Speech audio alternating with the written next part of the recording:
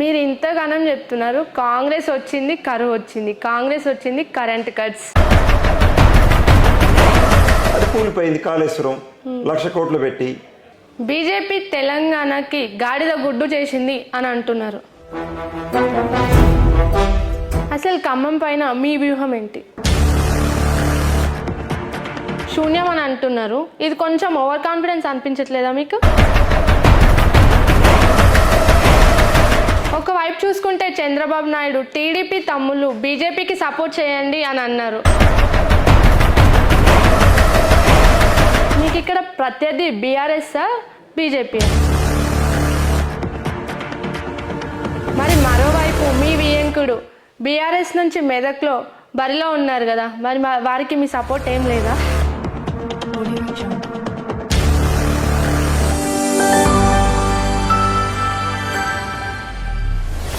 Hi hello అందరికీ నమస్కారం. నేను మీ Ravalika. Welcome to RG media.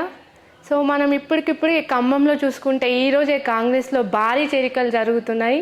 అంతేకాకుండా పాలేరు నియోజకవర్గంలో బీఆర్ఎస్ని శూన్యం చేసిన ఘనత పొంగులేటి ప్రసాద్ రెడ్డి గారిది. సో మరి ఆయన మాటల్లోనే తెలుసుకుందాం ఇది ఎలా సాధ్యమైందో. Hi sir. Thank you. ఎలా ఉన్నారు? ఆర్జే మీడియా వారికి అందరికీ మనస్ఫూర్తిగా థ్యాంక్ యూ అమ్మా. Thank you sir. ఖమ్మంలో ఎలా వెళ్తుంది ప్రచారము? ఇప్పుడు ఎలక్షన్స్ అతి సమీపంలో ఉన్నాయి కదా. తప్పకుండా అమ్మా.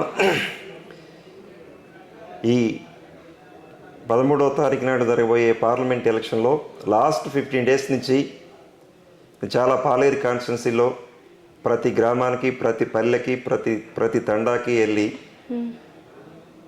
ఏదైతే ప్రజలు ఇందిరమ్మ రాజ్యం రావాలని కోరుకొని ఇందిరమ్మ రాజ్యం తెచ్చుకున్నారో ఈ ఇందిరమ్మ రాజ్యంలో ప్రజాపాలన కోసం ప్రజల స్వాగతం పలుకుతున్నారు, బ్రహ్మరథం పెడుతున్నారు. బీఆర్ఎస్ అనేది నేను చూస్తున్నాను. యాక్చువల్గా లాస్ట్ మార్నింగ్ నుంచి కూడా ఇవాళ కూసుమంచి మండలం, నేలకొండపల్లి మండలం జాయినింగ్ 100 మంది 1000 మంది జాయినింగ్ అయ్యారు. ఈరోజు కంప్లీట్గా జాయినింగ్ కార్యక్రమం మీదనే ఉన్నాను. అద్భుతమైన బ్రహ్మరథం ఈ ఇందిరమ్మ రాజ్యం ఏదైతే రావాలని కోరుకున్నారో ప్రజలు మంచి స్వాగతం పలుకుతున్నారు. పొంగులేటి ప్రసాద్ రెడ్డి అంటేనే రాజకీయాల్లో ఎత్తుకి పై ఎత్తు వేయడంలో దిట్ట అంటారు. అసలు ఎలా సాధ్యమైంది పాలేరులో బీఆర్ఎస్ని శూన్యం చేయడం అంటే? అది ప్రజా అభిమానం. ప్రజలతో మనము మమేకమయ్యి ప్రజలను మనం మంచి ప్రేమగా దగ్గర తీసుకున్నప్పుడు ఆటోమేటిక్గా ప్రజలు మనకి దగ్గర అవుతారు. పొంగులేటి అంటేనే, సీనన్ అంటేనే ప్రజలతో పాటు ఉండి పదవి లేకపోయినా లాస్ట్ 14 ఇయర్స్లో ప్రజలతోటే గడిపారు సీనన్న. అదేవిధంగా ప్రసాద్ అన్న ఆ బాటలో నడుస్తున్నారు. అసలు ఖమ్మం అంటేనే కాంగ్రెస్ కంచుకోట, మరి మీరు మరీ శూన్యం చేసి వన్ సైడ్ వేద్దాం అనుకుంటున్నారా? అవును.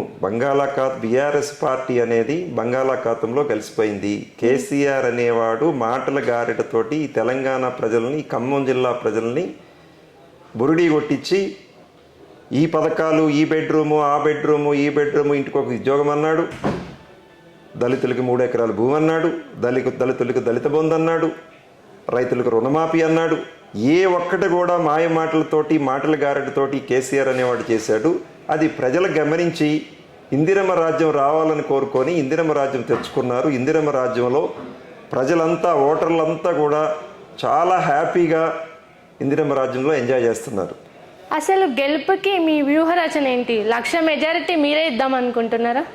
అవును, అది ప్రజల కోరిక. అది నా కోరిక కంటే కూడా అన్నా ఈసారి పోయినసారి 56,000 మెజార్టీ వచ్చింది, ఈసారి తప్పకుండా 1,00,000 మెజార్టీ తోటి సీనన్న కానుక ఇస్తామనేది ప్రజలు ఏ తండాకు పోయినా, ఏ పల్లెకి పోయినా వాళ్ళు శబ్దం చేసి చెప్తున్నారు. తల్లి, మీరు ఇంతగానం చెప్తున్నారు. కాంగ్రెస్ వచ్చింది, కరువు వచ్చింది, కాంగ్రెస్ వచ్చింది, కరెంట్ కట్స్ అనే ఆరోపణలు వస్తూనే ఉన్నాయి. దీన్ని మీరు ఎలా చూస్తారు? అలాంటిది ఏం తల్లి, అది ఒక కేసీఆర్ చేసే ఒక బాడు ప్రచారం తప్ప అసలు కరెంటు అనేది ఏ పల్లెకి పోయినా అద్భుతమైన కరెంటు అనేది ఉండదు తప్ప ఎక్కడ కూడా కరువు ఎప్పుడు తల్లి? అసలు వాటర్ ఇప్పుడు కాళేశ్వరం అని కట్టాడు కేసీఆర్, 1,00,000 కోట్లతో కట్టి 1,00,000 కోట్లలో 50,000 కోట్ల కుంభకోణం జరిగింది. దాని మీద కమిటీ కూడా వేసాము. 6 నెలల్లో రిపోర్ట్ కూడా రాబోతుంది. అది కూలిపోయింది. కాళేశ్వరం 1,00,000 కోట్లు పెట్టి వచ్చిన వర్షాకాలంలో వచ్చిన వాటర్ని అంతా కూడా ఈ బీఆర్ఎస్ ప్రభుత్వమే వృధా చేసింది. వర్షాలు అసలే వాళ్ళ ప్రభుత్వం ఉన్నప్పుడే వర్షాలు తక్కువ పడ్డాయి. ఉన్న వాటర్ని కూడా వృధా చేసింది. వాళ్ళు ఇప్పుడు మా గవర్నమెంట్ ఇందిరమ్మ రాజ్యం అనేది డిసెంబర్లో వచ్చింది. వర్షాలు ఎప్పుడు పడతాయి? బిఫోర్ పడతాయి. వాళ్ళు చెప్పేదంతా కూడా మళ్ళా మాయమాటలు చెప్పి ఏదో జనాన్ని బురిడి కొట్టించాలని చూస్తున్నారు. కానీ జనం అలా లేరు. జనం క్లియర్గా ఉన్నారు. బీఆర్ఎస్ పార్టీని బొంద పెట్టడానికి రెడీగా ఉన్నారు. బొంద పెట్టారు కూడా, బంగాళాఖాతంలో కలిపారు. తప్పకుండా ఈ రాబోయే పార్లమెంట్ ఎన్నికలో తెలంగాణలో మా రేవంత్ రెడ్డి గారు శపథం చేశారు. 17కి 14 సీట్లు రాబోతున్నాయి 100%. ఆ రోజు సీనన్న కూడా ఉమ్మడి ఖమ్మం జిల్లాలో శపథం చేశాడు. అసెంబ్లీ గేట్ తాకనని చెప్పాడు. అదేవిధంగా 10కి 10 సీట్లు తీసుకొచ్చేసి తెలంగాణలో ఇందిరమ్మ రాజ్యానికి సీనన్న శపథం చేసింది 100% నెరవేర్చారు. ప్రజలందరూ కూడా సీనన్నకి ఖమ్మం జిల్లా ప్రజలు బ్రహ్మరథం పెట్టారు. ప్రజల అభిమానంతోటి, ప్రజల దీవులతోటి ఆ శపథాన్ని జనం నెరవేర్చారు, ప్రజలు నెరవేర్చారు. బీజేపీ తెలంగాణకి గాడిద గుడ్డు చేసింది అని అంటున్నారు. దీన్ని ఎలా చూడాలి? అవును, తప్పకుండా బీజేపీ చేసింది ఏమీ లేదు. వాళ్ళు ఎంతవరకు మతతత్వ పార్టీ అది. మతంతో, మతాలతోటి, కులాలతోటి సిచ్చు పెట్టేసి వాళ్ళు ఏదో లబ్ధి పొందామని చూస్తున్నారు తప్ప అది తెలంగాణ ప్రజలకు బాగా తెలుసు. తప్పకుండా రాముడు అనేవాడు అందరివాడు. తప్పకుండా బీజేపీని వాళ్ళు చేసింది ఏమీ కూడా జీరో. ఏ పథకాలు చేశారు వాళ్ళు? ఎక్కడ కూడా వాళ్ళు ఇచ్చింది ఏం చేశారు? గాడిద గుడ్డు తప్ప. మన రేవంత్ రెడ్డి గారు కొత్తగూడెం మీటింగ్లో చెప్పారు, వివరించి బీఆర్ఎస్ ప్రభుత్వం కానీ 10 సంవత్సరాలు ఉన్న బీఆర్ఎస్ ప్రభుత్వం కానీ 10 సంవత్సరాలు ఉన్న బీజేపీ కానీ ప్రతి అకౌంట్లో 15 లక్షలు అన్నాడు. అక్క చెల్లెమ్మలకి ₹1,00,000 డిపాజిట్ చేస్తానని బీజేపీ అన్నది చేసిందే. ఇచ్చిన మాట ఎక్కడా చేయలే. మోడీ గారు ఇంకా డ్రెస్సుల మీద డ్రెస్సులు, లక్షలతో డ్రెస్సులు చేంజ్ చేయటం తప్ప ప్రజలకు చేసింది జీరో. అందుకని గాడిద గుడ్డే చేసింది. ప్రజల్ని మనమనేది కాదు, మేమనేది కాదు, ప్రజలు అంటున్నారు. ఓటర్ అంటున్నాడు. ఇది ప్రజలనే మాట. సెంట్రల్ ఫండ్స్ తోని బ్రిడ్జిలు కట్టినాం, ఇవన్నీ డెవలప్ చేసినామని అంటుంది కదా సార్ బీజేపీ. సెంట్రల్ ఫండ్స్ తోటి రోడ్స్ అనేది డెవలప్మెంట్ చేశారనేది కరెక్ట్. అది రోడ్లు కాకుండా మన హౌసింగ్ స్కీమ్ ఉంది. 10 సంవత్సరాల్లో ప్రతి పేదవాడికి కూడా నేను డోర్ టు డోర్ కార్యక్రమంకి వెళ్ళినప్పుడు పేదలు ఒక ఇంట్లోకి వెళ్ళాను, ఎగ్జాంపుల్ చెప్తున్నాను. ఒకే ఇంట్లో 4 ఫ్యామిలీలు ఉన్నాయి. ఒక చిన్న గది పాపం అసలు చూస్తే బాధేసింది. అన్నా ఇటురా నా ఇల్లు చూడమని చూసి లోనకి వెళ్తే ఆడ ఉన్నది మొత్తం కలిపినా ఒక 20 స్క్వేర్ ఫీట్ లేదు. ఆ 20 స్క్వేర్ ఫీట్లో 2 పిల్లలు ఉండాలి, 2 వీళ్ళు పేరెంట్స్ ఉండాలి. అట్లా వాళ్ళు చలించింది. వాళ్ళ కళ్ళెమ్మటి నీళ్ళు పెడితే నా కళ్ళెమ్మటి కూడా నీళ్ళు వచ్చినాయి. అప్పుడు చెప్పాను, తప్పకుండా అన్న మన ప్రభుత్వం ఇందిరమ్మ రాజ్యం వస్తుంది, మీ సీనన్న ఉంటాడు, తప్పకుండా ప్రతి అర్హులైన ప్రతి పేదవారికి కూడా తప్పకుండా ఇల్లు ఇద్దామని చెప్పాము. తప్పకుండా కూడా ఈ ఇందిరమ్మ రాజ్యంలో ఇల్లు ఇస్తున్నాం. నిన్నటికి నిన్న చూసుకుంటే 5 ఎకరాలు పైబడిన వాళ్ళకి రైతు బంధు వచ్చింది. రైతులు అయితే హర్షం వ్యక్తం చేస్తున్నారు. సో మరి ఇది మీకు ఎలా ప్లస్ అవ్వబోతుంది? 100% అమ్మ. ఏదో ఎలక్షన్ వస్తుందని కాదు. ఈ బీఆర్ఎస్ ప్రభుత్వం లాస్ట్ టైం అంతా గల్లా ఖాళీ చేసి వెళ్ళిపోయింది. కూలిపోయే ప్రాజెక్టులకు లక్షల కోట్లు పెట్టేసి 7 లక్షలు అప్పు చేసి వెళ్ళింది.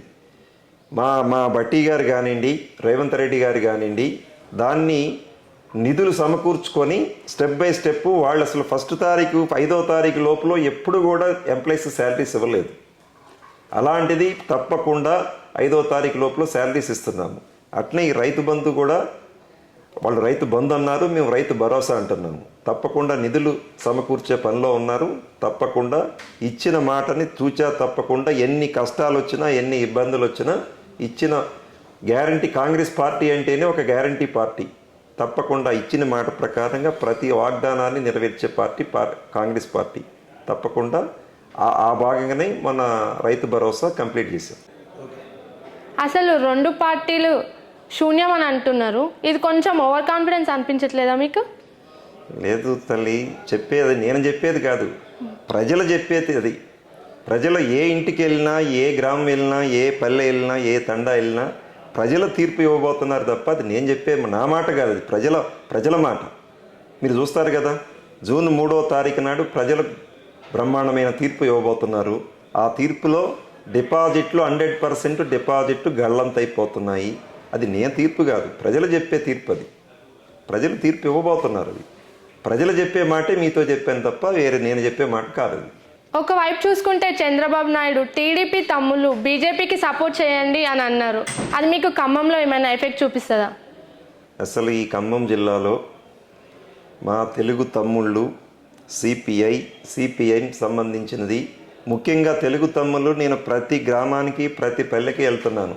నేను పోయిన ప్రతి మీటింగ్కి ఆ మండల కార్యదర్శులు కానివ్వండి, ఆ గ్రామ కార్యదర్శులు కానీ నా దగ్గరకు వచ్చి, అన్నా మనం కేసీఆర్ అనేవాడిని ఎక్కడ తెలంగాణలో కనిపించవద్దు, అందరిని ఓడగొట్టే దాంట్లో మేము ముందుంటాము అని వాళ్ళే అసలు మా కాంగ్రెస్ కార్యకర్తల కంటే తెలుగు తమ్ముళ్ళు ముందుకు వచ్చేసి కేసీఆర్ని బొందబెట్టడానికి రెడీగా ఉన్నారు ఈ ఖమ్మం జిల్లాలో.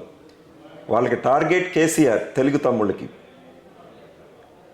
మీకు ఇక్కడ ప్రత్యర్థి బీఆర్ఎస్ఆ బీజేపీయా? అసలు మాకు ప్రత్యర్థులు అనేవాళ్ళు వాళ్ళిద్దరూ సరిపోరు. అంటే కొంచెమైనా ఉంటుంది కదా, అంటే ఫస్ట్ సెకండ్ థర్డ్ అట్లా. ఇప్పుడు నాకు తెలిసి అసలు బీజేపీ అనేది మా దగ్గర లేదు. కొద్దో గొప్ప బీఆర్ఎస్ ఉంది. ఆ బీఆర్ఎస్ కూడా నామా నాగేశ్వరరావు లాస్ట్ 5 yearsలో ఏ పల్లెకి పోలేదు, ఏ గ్రామానికి పోలేదు, గ్రామానికి వెళ్ళే పొజిషన్ లేదు నామా నాగేశ్వరరావుకి. ఎందుకంటే ఎక్కడ కూడా ఎప్పుడు ఏ చిన్న ఒక సిసి రోడ్డు కానివ్వండి, ఆయన నిధులన్నీ మురిగిపోయినాయి తప్ప ఎక్కడ కూడా ఇచ్చిన 5 కోట్లు ఇయర్లీ 5 కోట్లు. మీరేమో బీఆర్ఎస్కి గుండు సున్నా అంటున్నారు, మరి మరోవైపు మీ వియంకుడు బీఆర్ఎస్ నుంచి మెదక్లో బరిలో ఉన్నారు కదా, మరి వారికి మీ సపోర్ట్ ఏం లేదా? తల్లి, రాజకీయాలు వేరు, బంధుత్వాలు వేరు. తప్పకుండా బీఆర్ఎస్ పార్టీకి అనేది ఏ ఒక్క సీటు కూడా రాదని నా దృఢ నమ్మకం. నేను చెప్పేది కాదు, ప్రజలు తీర్పు ఇవ్వబోతున్నారు అనేది నా నమ్మకం. అసలు ఖమ్మం పైన మీ వ్యూహం ఏంటి? ఖమ్మం ఏముందమ్మా, మొత్తం వన్ సైడ్గా ప్రజలు బ్రహ్మరథం, కాంగ్రెస్ పార్టీ పూర్తిగా బీఆర్ఎస్ పార్టీ ఫుల్ క్లోజ్ అయిపోయింది. కాంగ్రెస్ పార్టీ వన్ సైడ్ అయిపోయింది, అసలు పోటీయే లేదు. అసలు మాకు బీఆర్ఎస్ కానీ బీజేపీ కానీ అసలు మా కాంగ్రెస్ పార్టీకి పోటీ కానే కాదు. అసలు వాళ్ళు పోటీ ఏదో నామినేషన్ వేశారు తప్ప నాకు తెలిసి డిపాజిట్ గల్లంతు, ఇద్దరికీ డిపాజిట్ గల్లంతు. Minimum 5 to 6 lakhs. నేను అంతకుముందు 4 to 5 lakhs అనుకున్నాను. లాస్ట్ 2 days నుంచి నేను ప్రజల్లోనే ఉన్నాను. ప్రజలు ఆ స్పందన చూస్తే 5 to 6 lakhs మెజార్టీ అనేది అద్భుతమైన మెజార్టీ తోటి ఈ ఖమ్మం కాన్స్టిట్యున్సీలో రఘురామరెడ్డి గారు భారీ మెజార్టీ తోటి రాహుల్ గాంధీ గారి కానుకగా ఇవ్వబోతున్నారు ఖమ్మం ప్రజలు. ఇప్పుడు గుర్తించిన సమస్యలు ఏంటి, గెలిస్తే ఎలా తీర్చిదిద్దబోతున్నారు? తప్పకుండా అమ్మా, ఈ గెలిస్తే అని కాదు, గెలిచి తప్పకుండా ఇప్పుడు ఇచ్చిన హామీలన్నిటిని కూడా కాంగ్రెస్ పార్టీ నెరవేరుస్తుంది. ఇప్పుడు ఆల్రెడీ రన్నింగ్లో ఉన్నాయి, ఫ్యూచర్లో కూడా 1-2 ఉన్నాయి. మహాలక్ష్మి పథకం ఉంది 6 గ్యారంటీలో, దాన్ని కూడా ఈ ఆఫ్టర్ ఈ కోడ్ తర్వాత జూన్ లోపల ప్రతి గ్యారంటీని కూడా తీర్చే పనిలో ఉన్నది. రైతు బంధు కూడా మనం చెప్పారు రేవంత్ రెడ్డి గారు, ఆగస్టు 15వ తారీఖు లోపు 2 లక్షల రుణమాఫీ తప్పకుండా ఇచ్చిన హామీ ప్రకారంగా రైతులకి ఇవ్వబోతుంది. సో ఫైనల్గా తెలంగాణలో ఎంపీ ఎలక్షన్స్ని ఉద్దేశించి మీరు ఏం చెప్తారు తెలంగాణ ప్రజలకి? తెలంగాణలో ఇందిరమ్మ రాజ్యంలో రేవంత్ రెడ్డి గారి ఆధ్వర్యంలో రేవంత్ రెడ్డి గారు ఒక టార్గెట్ చేశారు 17కి 14 సీట్లని. నాకు డౌట్, రేవంత్ రెడ్డి గారి టార్గెట్ కంటే ఒక సీట్ ఎక్కువ పోతుందేమని చూస్తున్నాము. బీఆర్ఎస్కి అయితే పెద్ద గాడిద గుడ్డు 0, బీఆర్ఎస్కి 0, ఒక 2, 3 బీజేపీకి అవకాశం ఉందని చెప్తున్నారు, సర్వే రిపోర్ట్ చెప్తున్నాయి. తప్పకుండా రాబోయే ఎలక్షన్లో 14 సీట్లు రేవంత్ రెడ్డి గారి శపథం ఏం చేశారో రాహుల్ గాంధీ గారి కానుక ఇస్తాము. ఈ 14 సీట్లు బలం ఉంటే తెలంగాణ మంచి డెవలప్మెంట్ చేసి పార్లమెంటులో మంచి వాణి వినిపించి మంచి డెవలప్మెంట్ చేసుకునే దాంట్లో మా తెలంగాణ ఎంపీలు తప్పకుండా కాంగ్రెస్ తరఫున పోరాడతాం, నిధులు తెచ్చుకుంటాం. ఓకే.